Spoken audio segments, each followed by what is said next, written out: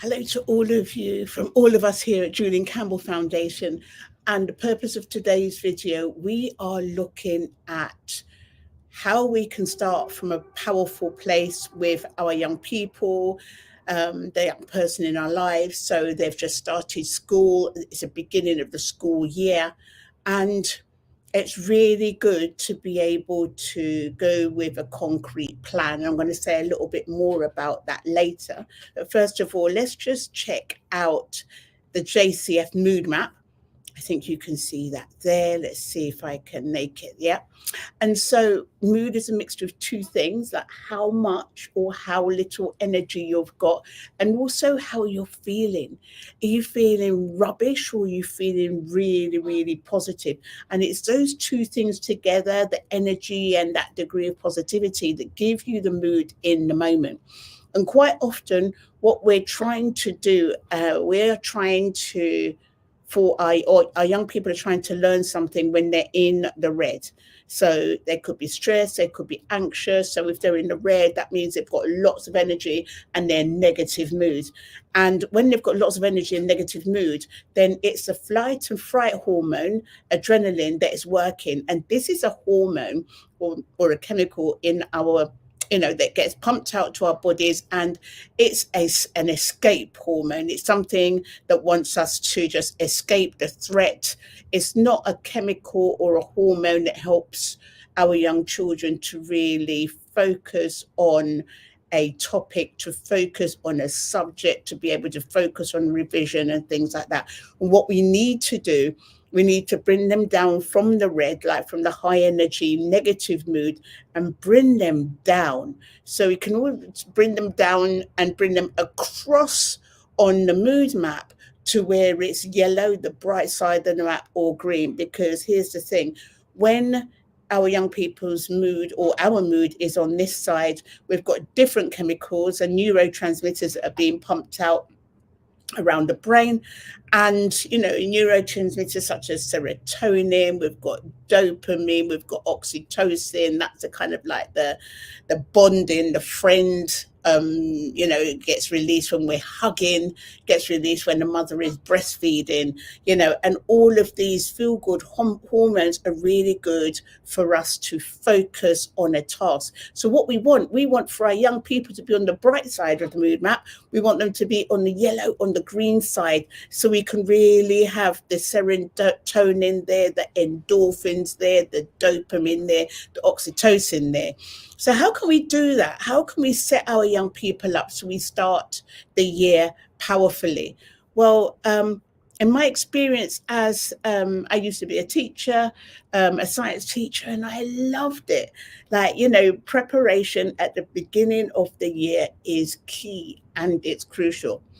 So first of all, I just want to share something with you. So let's show you the grade boundaries. For some of you that might not know at the moment, I think you can see this. So like in our day, or my day, definitely, we were used to having a grade scale from A star to G, where A star is the top and G, I think there'd be a U underneath as well, and that would be a failure. And now we've got the new grading structure where 9 now, from 9 to 0, where 9 is actually better than an A star. Can you imagine that? And 0 is still the unclassified, or the unclassified, and we have all of the other grades in between. So first of all, I'm showing you this so we can see which ones are the A to C's, and we want to support our young people in getting grades 4 to 9. There's nothing wrong if they get 3s, but 4 to 9. So I'm just going to stop sharing that for a moment, because whatever comes next is really, really important. So when we say we want our young people to get a 4 to 9, what does that look like? So the first thing and the most important thing to do is for your young person to choose what grade they want to get at the end of the year. So we're looking at the end of the year, they're getting their exam results, they're having a look at them, what do they see, and have them really visualize that. Who are they with? Are they with their friends? Are their teachers? Are in school? And these are the grades, and they're celebrating these grades because these are the grades that will give them, it's like their passport to whatever there is, that goes beyond their lives. Now, this is where it's really, really important, because once you know what you're going to get, or the young person sees what they're going to get, we can then start putting things in place. So let's say, for example, they want to get 8s and 9s. Then the way they're going to be behaving in the classroom is going to be completely different to if they chose a 4. Now, there's nothing wrong with a 4. It's just that my experience as a teacher, like sometimes that young people would be thinking, well, I'm only, I'm going to get a 4, so I don't have to listen to anything. I could be naughty. I can do this. I can do that. However, somebody that has chosen an 8 or a 9, they then feel compelled and pulled into a different type of behavior where everything matters and everything counts. Everything counts in that classroom for them to get their 8 and their 9. So first of all, making them look at what kind of grades that they want to get, and then putting something in place and supporting them. And something else I want to show you, because once they've chosen the grades that they want to get, and they look at what they want to do going forward, then it's really important to have a revision schedule. And look, I can't believe it. Like when I used to be in schools and we were mentoring, and it was more academic mentoring, we would, with the young person, do a revision timetable and everything. And I just want to share something with you because I'm really, really excited. I was able to put this into Chat GTP, and I'm going to share my screen with you and show you what I've done. Hold on a second. Let me just give me 1 second. It's unbelievable.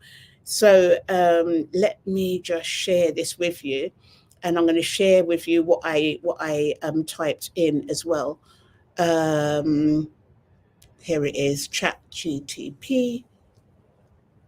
So if you can see that. So I typed in 2 things. First of all, I typed in, hold on, I put, if you can see here, revision schedule for GCSE starting Monday, the 9th of September until the 30th of April, because we know that at the, May, June, a full exam. So we really want to be finishing by the end of April, or sooner if possible, but I just gave that as a case scenario. And then what it gave was some general guidelines about, Monday to Friday, 2 to 3 hours a day, and then weekends 4 to 6 hours of revision, and then breaks every 10 minutes and revision styles. And then it starts actually dividing them into phases. So you've got phase 1, which is a foundation, and what to do Monday to Friday, Saturday to Sunday. And then phase 2, which is extensive revision and practice. And then it actually starts to saying here that you can start alternating, you can start doing past papers and mock exams. And then finally, phase 3, which is from the 1st of March to the 30th of April, it is really kind of like prioritizing high mark questions and difficult topics. It's really, really interesting. And then it gives tips for effective revision. So subject rotation, active recall, looking at past papers, looking at weak areas, and getting enough rest.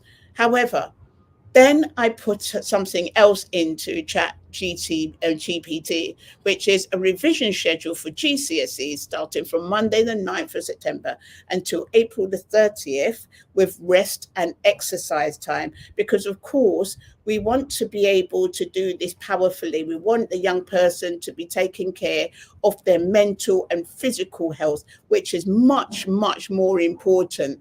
And when, remember before I showed you the mood map, we want to make sure that our young people are on the bright side of the map, on the yellow and the green side of the map, because with those chemicals, those neurochemicals pumped into the brain, it's much easier to focus or concentration.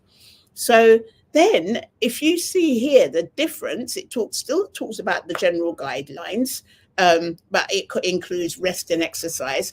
And here, look at this. So phase one from the 9th of September to the 30th of November. And so it actually gives our half hourly time slots starting from when you get back to school or your young person gets back from school, and it includes exercise or walking. And here's the thing, young people, they need 1 hour's worth of activity a day, and studies show that 1 hour's worth of activity each day for 2 weeks then lifts depression. So this exercise or whatever they want to do, swimming, is just so important for them to manage that, and they need to schedule that. And like it's good. Your support is much needed to enable that they do that. So then you can see the weekly schedule here from Monday to Friday, finishing at 8:30. And then and then 8:30, they could then use their mobile phones for about half an hour before they go to before they start winding down. And here the weekend schedule, you can see here the weekend schedule. I'm just highlighting that now.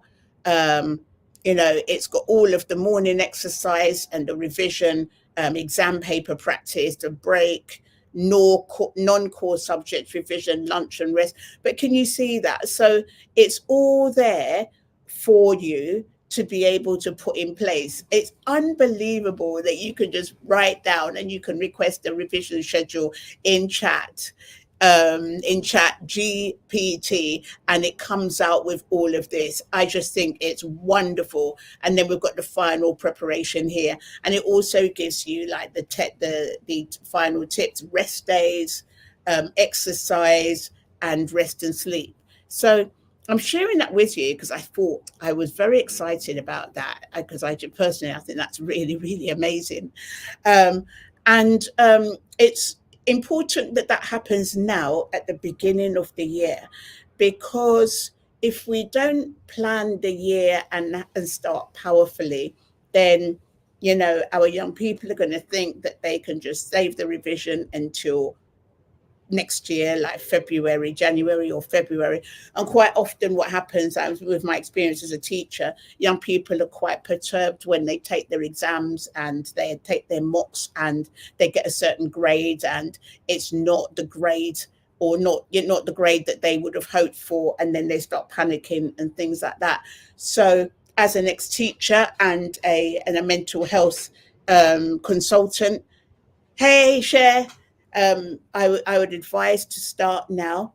So really using the mood map with them, just to make sure that they are on the bright side of the map, having check-ins with them regularly, because if they're stressed or anxious, then learning on top of that isn't going to work. And then sorting out a revision schedule with them, using chat GPT as I just did. It's just like fantastic. And then really, my final thing would be to communicate with their teachers, to make sure that that the form teachers, that your young person has everything that they need. Make sure that you're in full communication with them, and you're supporting them at every step through the journey.